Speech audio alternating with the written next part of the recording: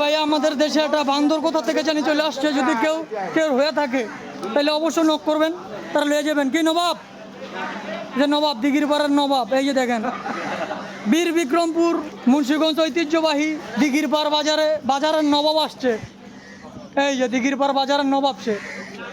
স্যারেনি sir, sir আমি sir look দেন এদিকে, বুঝেন স্যার, স্যার এই যে হ্যালো স্যার, স্যার এটা এদিকে লুক দেন।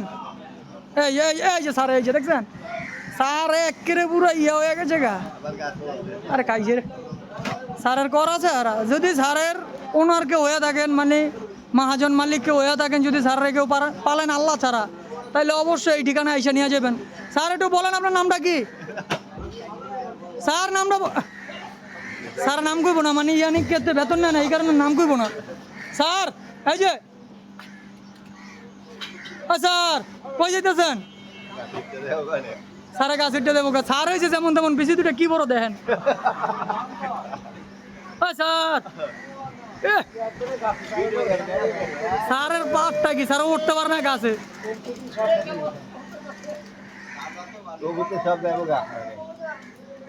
আসসালামু আলাইকুম রহমতুল্লাহ। দেখছেন সুন্দরবন থেকে ছুইটা মুইটা পড়ছে একটা বানর আমাদের দিঘির পাড়, ঐতিহ্যবাহী দিঘির পাড় বাজারে। যদি এটার মালিক মুলিককে হয়ে থাকেন, যদি কেউ বেতন দিয়ে থাকেন এটার কারণে, তাইলে অবশ্যই নক করে লয়ে যাবেন। ধন্যবাদ।